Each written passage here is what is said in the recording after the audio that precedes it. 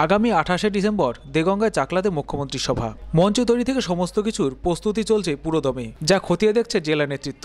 কিন্তু এসবের আগে ব্যারাকপুর লোকসভা কেন্দ্রের অর্জুন সিং ও সোমনাথ শ্যাম একে অপরের বিরুদ্ধে বিস্ফোরক মন্তব্য করেই চলেছেন। তা নিয়ে উদ্বিগ্ন জেলা তৃণমূল কংগ্রেস। কিন্তু এ বিষয়ে সুজিত বোস থেকে রতিন ঘোষের সকলের বক্তব্য, পরিবারে অশান্তি হলে তা সবসময় থাকে না, মিটে যায়। মুখ্যমন্ত্রীর এই সভা থেকে ব্যারাকপুরের এই দ্বন্দ্ব সম্পূর্ণ নিয়ন্ত্রণে চলে আসবে ও তা মিটে যাবে বলে আশাবাদী তৃণমূল নেতৃত্ব। লোকসভা ভোটের আগে এই দ্বন্দ্ব মিটবে নাকি থেকে যাবে? মুখ্যমন্ত্রী এই সভা ব্যারাকপুরের এই দ্বন্দ্ব মেটাতে পারবে কিনা তা নিয়ে প্রশ্ন থেকে যাচ্ছে। হ্যাঁ, প্রিপারেশন দেখবার জন্যে আমরা জেলার আমাদের যারা মন্ত্রী আছে, আমার সাথে রতিনদা, পার্থ, নারায়ণ গোস্বামী আছে, স্থানীয় বিধায়ক আছে, রহিমা, আরও সবাই জেলা পরিষদের সবাই আছে। আমরা যেটা করলাম, আজকে প্রস্তুতিটা দেখতে এসেছি, কেননা পরশুদিন মিটিং আছে। তা উনি আগে মন্দির দর্শন করবেন, তারপরে মন্দিরে কিছু কাজ আছে উনি করে, তারপরে এখান থেকে মিটিং উনি শুরু করবেন, কর্মী সভা করবেন। আর লোকসভা নির্বাচনে একটা খুব বড় প্রাপ্তি আমাদের কাছে, মমতা ব্যানার্জি জেলায় আসছে, এটা তো আমাদের কাছে অত্যন্ত একটা ভালো ব্যাপার। সব কর্মীরাও খুব উৎসাহিত। দেখুন, এইসব কিছু ব্যাপার না, তৃণমূলের পরিবারটা একই আছে। ওখানে কিছু সমস্যা হচ্ছে, পরিবারও একটু অশান্তি থাকে, ওখানেও একটু সমস্যা হয়েছে, ওটা দেখানো যাবে, ওটা কোনো বড় ব্যাপার না। কিন্তু বারবার প্রতিদিনই কম বেশি না ও ঠিক আছে, ও সঙ্গে কোনো মন্তব্য না করতে কি বলবো, যা বলেছে দল যা বলেছে সেটাই ঠিক আছে।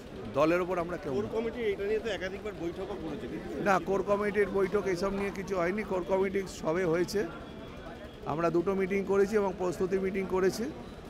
আর এইসব ডিসিপ্লিনারি কমিটি আছে রাজ্যে, তারা দেখবে।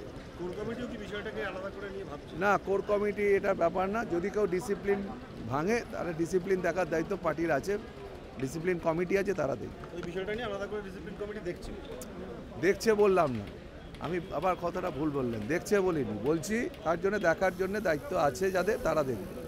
আমাদের কর্মীরা অনেক বেশি উজ্জীবিত হবে, নেত্রীর কথা সামনে থেকে শুনবেন, অনেক বেশি উজ্জীবিত হবে। আসলে মানে এত চাপ আমাদের উপরে, চতুর্দিক দিয়ে কর্মীরা এত বেশি উৎসাহিত, আমাদের মানে একটাই চিন্তার কারণ যে এত ছোট স্পেসে এত মানুষকে আমরা কিভাবে আটকাতে পারবো, সেটা নিয়ে আমরা একটু চিন্তিত আছি। এগুলো কোনো ব্যাপার না, এগুলো মিডিয়ার আলোচিত বিষয়। দল সব সমস্যার সমাধান বলে দিয়েছেন অর্জুন সিংকে যে সোমনাথ শ্যাম প্রসঙ্গে কোনো রকম মন্তব্য করবেন না। সুব্রত বক্সী আমাদের সভাপতি, রাজ্যের আমাদের নেতা, তিনি যা বলছেন সেটা সবাই মানতে বাধ্য। কিন্তু ওনারা দুজন তো একে অপরের বিরুদ্ধে ক্রমশ বলেই চলেছেন। আমি নিশ্চিতভাবে বিশ্বাস করি সুব্রত বক্সী যা বলেছেন সেটা সবাই মানতে বাধ্য। ওনারা যেভাবে বলছেন এটা দলের ক্ষতি হচ্ছে না?